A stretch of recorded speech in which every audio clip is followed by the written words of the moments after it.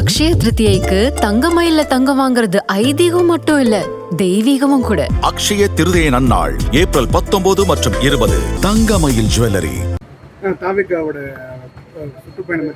தமிழக வெற்றி கழகத்தை பொறுத்தவரையிலும் நான் தொடர்ந்து பல்வேறு தொகுதிகளுக்கு சென்று வருகிறேன். தலைவர் அவர்கள் தமிழ்நாடு முழுவதும் சூறாவளி சுற்றுப்பயணத்தை மேற்கொண்டு வருகிறார்கள். எங்கு பார்த்தாலும் மக்கள் வெள்ளமாக இருக்கிறது. குறிப்பாக தமிழக வெற்றி கழகம்தான் நாளை ஆட்சிக்கு வர முடியும்.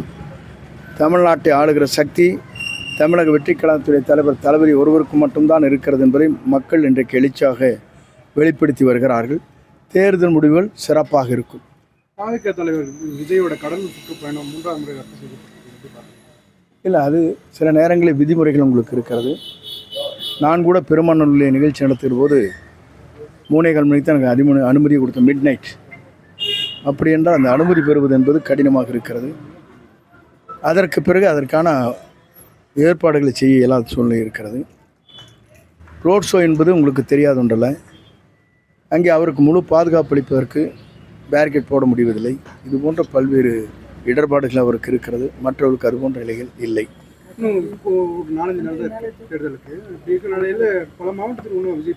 இல்லை, சுற்றுப்பயணத்தை பொறுத்தவரையிலும் அவருக்கு இருக்கிற இடர்பாடுகள் அனைத்தும் மக்களுக்கு தெரியும். மக்கள் ஒருமனதாகவே நினைக்கிறார்கள். அவரை தமிழ்நாட்டுடைய முதலமைச்சராக அரியணையை அமர்த்துவதுதான் நம்முடைய 50 ஆண்டு காலத்திற்கு பிறகு ஒரு வரலாறு படைக்க வேண்டும் தான் எல்லா மக்களுடைய உணர்வு. ஆகவே அவருடைய சுற்றுப்பயணம் எவ்வளவு பகுதிக்கு சென்றிருக்கிறார் என்பதை கூட நாம் மக்கள் தெளிவாக இருக்கிறார்கள். அவருக்கு இருக்கிற இடர்பாடுகள், அவருக்கு இருக்கிற இன்னல்கள், அவருக்கு இருக்கிற பாதுகாப்பு இல்லாத சூழ்நிலை. ஆகவே ஒருமனதாக மக்கள் ஒரு தலைவரை தேர்ந்தெடுக்க வேண்டும் விரும்புகிறார்கள். 50 ஆண்டு காலத்திற்கு பிறகு இயற்கையால் கொடுக்கப்பட்டிருக்கிற நான் கொடையாக கருதுகிறேன். அவர்தான் தமிழ்நாட்டுடைய முதலமைச்சராக வருவார். 234 தொகுதியில் வென்று காட்டுவார். ஒவ்வொரு முறை பிரச்சாரத்திலையும் விஜய் அவர்கள் மறக்காமல் சொல்றது தாவேக்காகவும் திமுகவுக்கும் போகிறாங்க. ஆனால் திமுகவோட எந்த ஒரு பிரச்சாரத்தையும் எந்த ஒரு தலைவர்களும் சரி இதை பற்றி பேசவே முடியாது. இல்லை, பொதுவாக வந்து நான் என்ன சொல்கிறேன்னாங்க, நமக்கும் திமுக அந்த போட்டி. ஆனால் இன்றைக்கி இருக்கிற சூழ்நிலைகள் திமுகவுக்கும் அண்ணா திமுக கூட்டு கொள்ளை.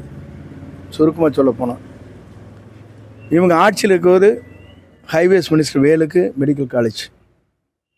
இவங்க இப்போ ஆட்சியில் இருக்கிற போது எத்தனால் அந்தியூர் பக்கத்தில் சேக்கோ ஃபேக்ட்ரி எத்தனால். இது திமுக ஆட்சியில் நடக்குது. யார்? எடப்பாடி பழனிசாமி மைத்தனர். அப்படி என்றால் கூட்டு நடைபெறுகிறது, கூட்டுக்கொள்ளை நடைபெற்று கொண்டிருக்கு. இருவரும் தான் இருக்க வேண்டும் விரும்புகிறார்கள். இதுதான் இன்றைய சூழ்நிலை. இதையெல்லாம் தகர்த்தெறிந்து விட்டு நல்லாட்சி, தூய்மையான ஆட்சி தமிழகத்தில் நடைபெற வேண்டும். மக்களாட்சி மலர்ந்திட வேண்டும். எல்லோருக்கும் எல்லாம் கிடைக்க வேண்டும் என்பதுதான் நம்முடைய தலைவருடைய எண்ணம்.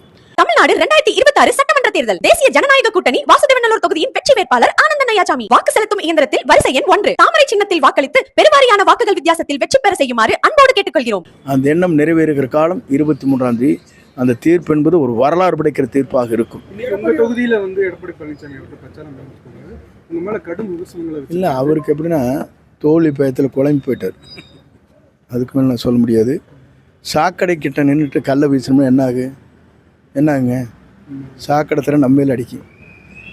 குப்பை கிட்ட போய் குப்பை மேட்டில் போய் நின்றுட்டு கிளறி விட்டோம் என்னாக்கு? அந்த நாற்றை எப்படி இருக்குது? இது மாதிரி தான் இருக்குது அவர் பேச்சு. என்ன ஆதாரம் இல்லை? எனக்கு ஆதாரத்தை எடுத்து விட்டோம்னா தாங்காது. நான் எப்போ வந்தாலும் உங்களுக்கு எல்லோரும் தெரியும். அவர் எப்போ வந்தாலும் தெரியும். அவர் எப்படிப்பட்டவன்னு தெரியும். தெரிஞ்சுட்டு என்கிட்ட கேள்வி கேட்குறது அருள் கூர்ந்து உங்களை கேட்டுக்கிறது தான். எல்லாம் தெரிந்து ஒரு கேள்வியை போட்டு அதில் ஒரு டிவியில் ஓட்டணும்னு நினைக்காதீங்க தயவு செஞ்சு. எல்லாம் நடந்தது முடிந்தது எல்லாம் உங்களுக்கு தெரியாதுன்னு கிடையாது. 79 என்னது, அதுக்கப்புறம் 89 யார் சீட்டு வாங்கி கொடுத்தா, அதுக்கப்புறம் என்னது 2009 அம்மா நீக்கினதுக்கு பிறகு எப்படி யார் கொண்டு வந்து சேர்த்துனாங்கிறதுல உங்களுக்கு தெரியும். நான் அதையெல்லாம் சொல்ல விரும்பலை. இல்லை, விரும்பலை.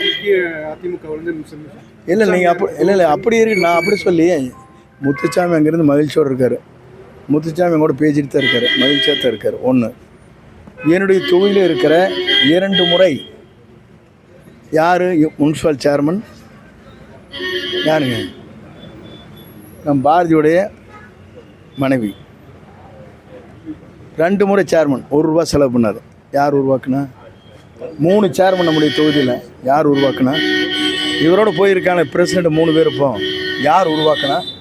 இவரோட போயிருக்க நகர செயலர் யார் உருவாக்குனா?